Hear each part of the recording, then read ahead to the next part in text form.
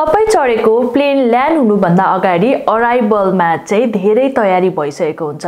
Usually क्याप्टेनले चाहिँ 30 minutes अगाडि स्टेसनलाई phone गरेर चाहिँ के भन्छन् भने अब 30 मिनेटमा हामी ल्यान्ड हुँदैछौँ, यति जना प्यासेन्जर छ, यति जना क्रू छ र हामीलाई चाहिँ सबै कुरा नर्मल छ भनेर भन्नुहुन्छ। तर कहिलेकाहीँ चाहिँ क्याप्टेनको फोनले गर्दाखेरि जो अराइभलमा काम गरिरहेको हुन्छ उनीहरू चाहिँ के गरौँ कसो गरौँ हुन्छ, किनभने क्याप्टेनले चाहिँ हामी अराइभल हुने बित्तिकै हामीलाई पुलिस स्ट्यान्ड बाई चाहिन्छ भनेर रिक्वेस्ट गर्छन्।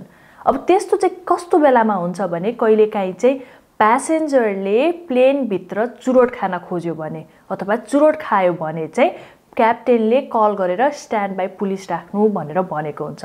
आजको यो चिलगाडी च्यानलमा चाहिँ म तपाईहरुलाई केही इन्ट्रेस्टिङ कुरा गर्न गइरहेको छु। प्लेन भित्र चुरोट खायो भने के कारबाही हुन सक्छ, यो प्लेनमा चाहिँ चुरोट कहिलेसम्म खान पाउँथ्यो, कहिलेबाट चाहिँ रोकियो, स्मोकिङ नगरी नबस्न सक्ने मान्छेहरू, कसैले चाहिँ अब थोरै टाइममा पनि हैन चुरोट खाउँ खाउँ भन्ने हुन्छ नि, त्यस्तो मान्छेहरूले चाहिँ प्लेनमा हुँदाखेरि के गर्ने त? प्लेनमा चुरोट त खान पाइँदैन, तर एस्ट्रे चाहिँ किन हुन्छ त भन्ने इन्ट्रेस्टिङ कुरा चाहिँ आजको यो चिलगाडी च्यानलको यो भिडियोमा चाहिँ प्रस्मिता तपाईहरुलाई भन्न गइरहेको छु। कहिलेकाहीँ इमेजिन गर्नुस् त तपाईकै प्यारेन्ट्सहरू जो चाहिँ चुरोट खानुहुन्छ अथवा साथीहरू चाहिँ चुरोट खानुहुन्छ, लामो यात्रा गर्नुपर्छ भन्दा ह्या म त गर्दिन, त्यत्रो लामो यात्रासम्म चुरोट नखाइकन म कसरी बस्ने, 5-6 घण्टामा त मलाई चुरोट खानुपर्छ भनेको पनि तपाईले कति सुन्नु भएको होला। मैले पनि कति सुनेको छु। इभन म एयरपोर्टमा काम गर्दाखेरि पनि मान्छेहरूले सोध्छन् चुरोट खान पाउँछ कि पाइँदैन भनेर सोध्नुहुन्छ। उहाँलाई थाहा छ एन्सर, यसको एन्सर नो हो भनेर, त्यही पनि कहिलेकाहीँ सोध्नुहुन्छ। हो यस्तो बेलामा चाहिँ अब लामो यात्रामा कतिजना मान्छेहरूले चाहिँ ह्या कसैले पनि थाहा पाउँदैन, चुरोट अलिकति दुई सर्को भए पनि तान्छु म टोयलेटमा गएर भनेर कहिलेकाहीँ चाहिँ कोही यात्रुले चाहिँ यसरी टोयलेटमा गएर चुरोट खान खोज्नुहुन्छ। अब त्यस्तो बेलामा चाहिँ प्लेनको टोयलेटमा सेन्सर हुन्छ। सेन्सरको कारणले गर्दाखेरि चाहिँ त्यहाँ एयर होस्टेजहरूले थाहा पाउँछ अथवा त्यो सेन्सरले गरेर चाहिँ ककपिटमा क्याप्टेनलाई चाहिँ इन्फर्मेसन जान्छ, ल यस्तो स्मोकिङ भइरहेको छ भनेर। त्यसपछि क्याप्टेनहरूले क्याबिन क्रूलाई एडभाइस गर्छ, क्याबिन क्रूहरूले चाहिँ चेक गर्दाखेरि त्यहाँ प्यासेन्जरले चुरोट खाइरहेको भेटिन्छ। हो यस्तो बेलामा चाहिँ क्रिमिनल चार्जसम्म लाग्न सक्छ, क्रिमिनल चार्जसम्म लाग्न सक्छ।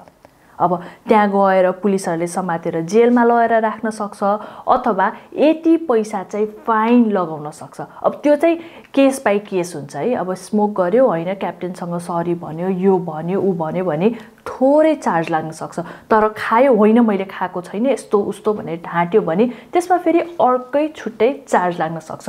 र यो चार्ज लाग्ने चाहिँ क्रिमिनल चार्ज लाग्ने बित्तिकै सोच्नुस् त त्यो कन्ट्रीमा क्रिमिनल चार्ज लाग्यो, त्यो कुरा न्युजमा आउन सक्छ। न्युजमा आइसकेपछि धेरै ठाउँमा आइसकेपछि इभन तपाईको कन्ट्री जुन देशमा तपाईबाट ट्राभल गर्दै हुनुहुन्छ त्योसम्म पनि पुग्न सक्छ, किनभने यो प्लेनबाट चढेको मान्छेले चाहिँ यो ठाउँमा चुरोट खायो र यस्तो यस्तो भयो भनेर चाहिँ न्युजमा पनि आउन सक्छ। र त्यसै गरेर चाहिँ यो रुल्सहरू चाहिँ जुन कन्ट्रीमा जाँदै हुनुहुन्छ त्यही कन्ट्रीको चाहिँ रुल्स लाग्छ। यो चाहिँ चुरोट कहिलेसम्म खान पाउँथ्यो, किन बन्द गर्यो भन्ने हिस्ट्रीको कुरा गर्नुपर्दाखेरि चाहिँ 1980s तिर चाहिँ अल कमर्सियल फ्लाइट जस्तो प्यासेन्जरले चाहिँ पैसा तिरेर जुन फ्लाइटहरू कमर्सियल फ्लाइटहरू हुन्छ नि त्यो सबै फ्लाइटमा चाहिँ स्मोकिङ ब्यान गरेको थियो। त्यो चाहिँ 1980s भनेको केही दशक अगाडि मात्रै हो।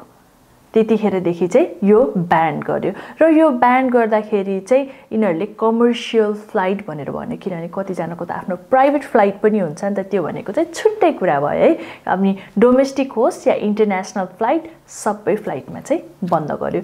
र तपाईहरुलाई अर्को झन् इन्ट्रेस्टिङ एउटा कुरा चाहिँ के भन्छु भने चाइनामा चाहिँ 1993 सम्म चाहिँ चुरोट खान दिन्थ्यो है, क्याप्टेनलाई प्यासेन्जरलाई सबैलाई चुरोट खान दिन्थ्यो।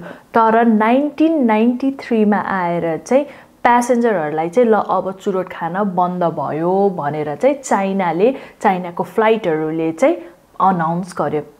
तर त्योभन्दा इन्ट्रेस्टिङ कुरा चाहिँ के हो भने 2017 अक्टोबर 2017 सम्म चाहिँ जो क्याप्टेनहरू हुन्छ, जुन ककपिट हुन्छ, क्याप्टेनले त्यो पाइलटले प्लेन चढ्ने ठाउँ त्यसलाई ककपिट भन्छ हैन, त्यहाँ चाहिँ चुरोट खान मिल्थ्यो। 2017 मा आएर चाहिँ चाइनामा एउटा इन्सिडेन्ट भयो, एउटा एक्सिडेन्ट भयो, त्यसपछि चाहिँ ककपिटमा क्याप्टेनहरूलाई पनि चुरोट खान बन्द गरिदियो। सोच्नु त 2017 अहिले 2023 भयो, केही वर्ष अगाडिसम्म पनि त्यहाँ चुरोट खाने नियम थियो। तर अहिले भने चाहिँ कुनै पनि फ्लाइटमा चाहिँ चुरोट खान पाइँदैन। र त्यसै गरेर अब स्मोकिङ रिलेटेड एक्सिडेन्टहरूको कुरा गर्नुपर्दा चाहिँ 6 अगस्त 1937 मा चाहिँ फर्स्ट टाइम एरोफ्लड भन्ने एउटा जुन जहाज छ, जुन एयरलाइन्स छ, त्यसमा चाहिँ फर्स्ट टाइम एक्सिडेन्ट भयो। त्यतिखेर चाहिँ कसै त्यहाँ भएको 6 जना चढेको प्लेनमा चाहिँ कसैलाई अब स्मोक गर्न मन लाग्यो हैन। त्यतिखेर त्यो जमानामा चाहिँ स्मोकिङ गर्न पाइन्थ्यो प्लेनमा। अनि प्लेनमा चढेको 6 जना, 3 जना प्यासेन्जर र 3 जना क्रूको चाहिँ मृत्यु भयो। त्यसै गरेर चाहिँ अरु धेरै एक्सिडेन्टहरू पनि ककपिटमा स्मोकिङ गरेर, त्यसै गरेर प्यासेन्जरले चाहिँ स्मोकिङ गरेर धेरै एक्सिडेन्टहरू पनि भएका थिए। स्मोकिङ ब्यान गर्नुभन्दा केही वर्ष अगाडिसम्म चाहिँ के हुन्थ्यो भने स्मोकिङ र नन स्मोकिङ जोन भनेर चाहिँ प्लेनमा छुट्याइदिएको हुन्थ्यो। क्याप्टेनलाई चाहिँ क्याबिन क्रूले फोन गर्थ्यो हैन।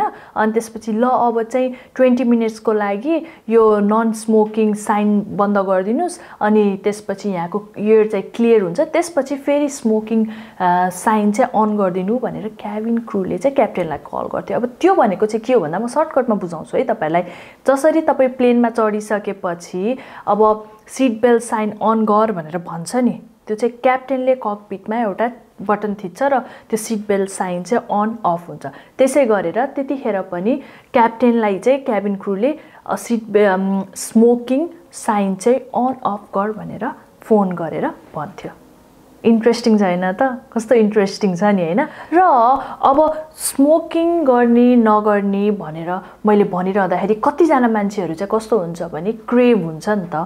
अब यो ओभरकम चाहिँ कसरी गरौँ, चुरोट नखाइकन म बस्न सक्दिनँ, तर म कसरी त्यत्रो लामो फ्लाइट लिऊँ भनेर भन्नुहुन्छ भने त्यसको लागि पनि कति उपायहरू छन् नि।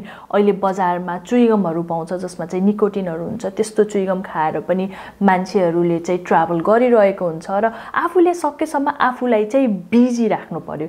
त्यो बिजी राख्दाखेरि चाहिँ दिमाग अर्कोतिर भुलिन्छ, चुरोट खाइदैन। अब म त चुरोट खान्न हैन, तर चुरोट नखाने मान्छेले तैँले कसरी भन्न सक्छ हामीलाई त एकदम गाह्रो हुन्छ भने मेरो फ्यामिलीमा पनि कतिजनाले चुरोट खानुहुन्छ र उहाँहरूलाई मैले सोद्धाखेरि हैन लामो फ्लाइटमा चाहिँ मुभी हेरिन्छ, अनि त्यसपछि अब यताउता बिजी भइन्छ, कहिलेकाहीँ त्यो तल लाग्छ तर नखाइकन पनि ट्राभल गर्न सकिन्छ भनेर भन्नुभएको चाहिँ कतिजना फ्यामिली मेम्बरले भनेको भएर म तपाईँहरूलाई आज त्यो पनि भनिरहेको छु। अनि यस्तो बेलामा चाहिँ स्न्याक्सहरू, अब अलिअलि सानो स्न्याक्सहरू राख्ने, अनि यसो टाइममा खाइरहने। त्यसपछि अहिले मैले भने जस्तो चुइगम भयो, त्यसै गरेर अब किताबहरू छ भने पढ्ने लत छ भने पढ्न सकिन्छ, मुभी हेर्ने लत छ भने मुभी हेर्न सकिन्छ। त्यसरी चाहिँ आफ्नो क्रेभिङलाई चाहिँ ओभरकम पनि गर्न सकिन्छ है। र अर्को इन्ट्रेस्टिङ कुरा मैले तपाईँहरूको लागि लास्टसम्म सेभ गरेर राखेको छु के भन्दाखेरि चाहिँ प्लेनभित्र त चढ्यो, प्लेनभित्र चढ्दाखेरि टोयलेट जाँदाखेरि चाहिँ अब प्लेनमा चुरोट नखा भनेको छ, तर एस्ट्रे चाहिँ किन हुन्छ?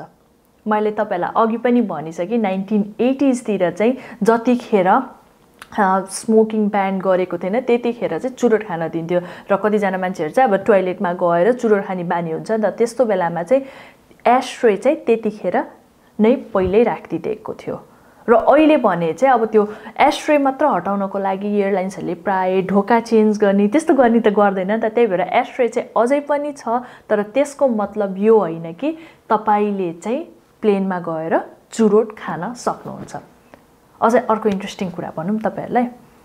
इन्ट्रेस्टिङ कुरा चाहिँ के हो भने तपाईँ चढ्ने प्लेनमा चाहिँ चुरोट खान पाइँदैन, तर कहिलेकाहीँ चाहिँ इलेक्ट्रिक सिगरेट जुन चाहिँ तपाईँहरूले सुनिरहनु भएको वेब भन्छन् आजकल, ई सिगरेट भन्छ, त्यो चाहिँ लिएर जान पाइन्छ।